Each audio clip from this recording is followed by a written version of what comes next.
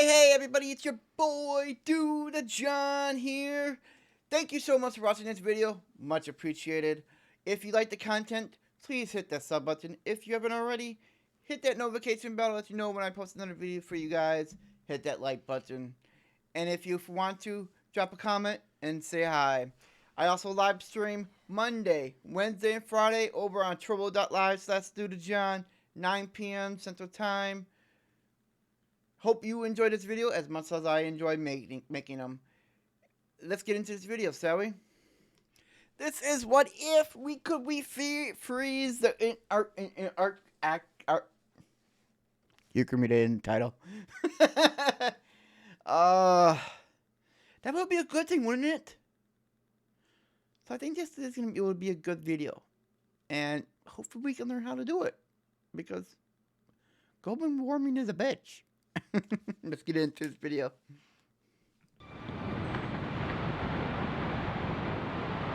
Timber. The Arctic might soon become completely ice-free. And when all of the ice is gone, the world won't be the same. But what if I told you there was a way to prevent this from happening, and that we could do it by geoengineering some artificial icebergs? This is What If, and here's what would happen if we could refreeze the Arctic. Over the last 30 years, the Arctic has lost almost all of its oldest, thickest ice. No, boy. Now, 70% of the Arctic is covered with thin, seasonal ice caps that shrink in the summer and grow back in the winter. By some estimates, if the Earth continues to grow hotter, the Arctic could lose all its summer ice by the year 2030. Oh, God. And this would affect more than just the Arctic. Yes. The Arctic works as a global freezer, keeping the planet cool. Take all of that ice away, and the weather patterns around the globe would change in a very unpredictable way. But it doesn't have to end like this. Nope. We could step in and regrow some of the Arctic ice. But how exactly would we go about it? The answer lies in geoengineering. We could bring the ice back to the Arctic with the help of huge wind-powered pumps, 10 million of them to be precise. The pumps would spread seawater onto the glaciers, where it would freeze and form a new layer of ice. Over one Arctic winter, the pumps would add another meter of thickness to the ice caps. But this would come with a price tag of $500 billion. And even though that's less than 1% of the world's gross domestic product, some governments might consider the price too high. But there are other ways. Like the American government, they're too greedy. Thinking it's all governments. They all care about their money for their rich and their selves and all that. They don't care about the good well-being of Mother Earth. As long as they have money, well, screw what the Earth is doing. The polar ice keeps the planet cool by reflecting the sun's energy back into space rather than absorbing it. This is known as the albedo effect. We could help the young Arctic ice to reflect more sunlight by covering it with small, shiny silica microspheres. These powder-like microbeads aren't toxic, and their chemical and physical properties are similar to sand.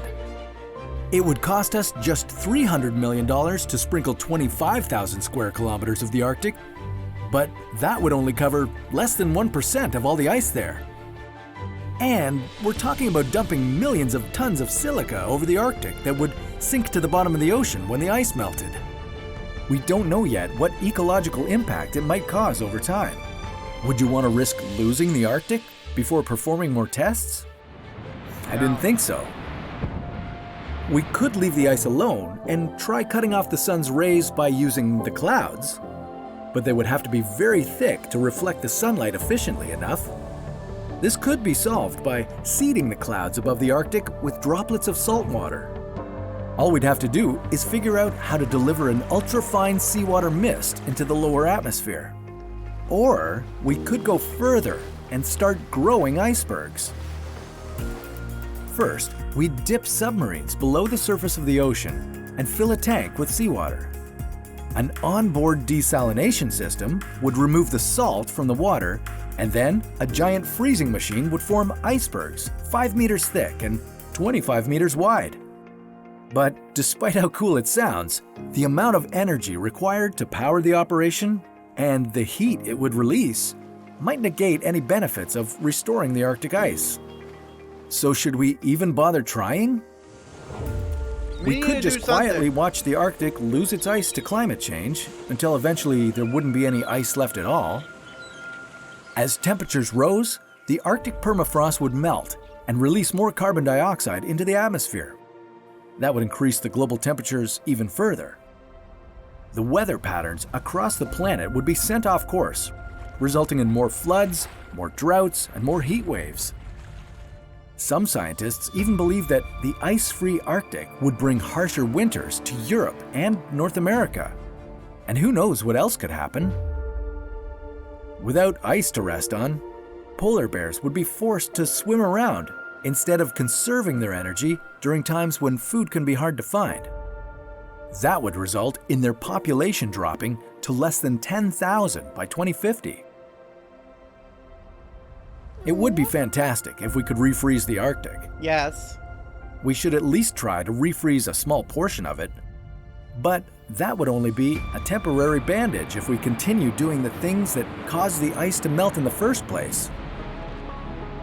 It really comes down to us making a collective effort to switch to renewable energy sources and energy-efficient appliances, to cut back on the amount of meat we eat, to stop throwing food away, to reduce water waste, and to buy electric, or at least fuel-efficient cars. It's up to us to help our planet. And if that's not enough, remember that you have a right to demand policies that reflect climate science.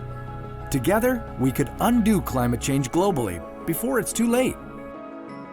And if we don't start acting now, we might have to leave the Earth and search for another planet to call home. But that's a story for another. Yeah. We definitely need to start doing our part. It's as simple as that.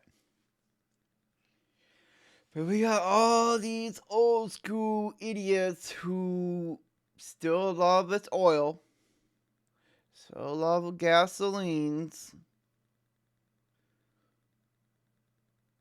Like there's a town in my state who it's proposed to have soil panel farms that have start getting more of the renewable energy going.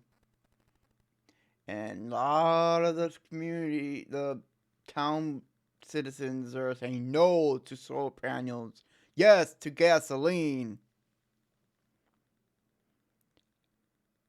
And those are the type of people who don't give a shit about the planet.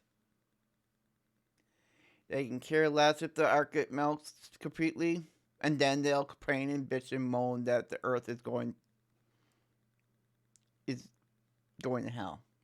They'll bitch and moan about harder winters, bitch and moan about floods and change of weathers and all that stuff.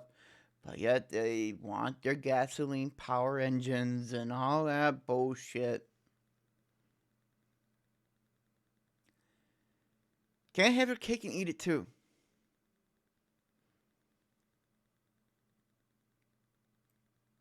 We need to do something. We need to do something.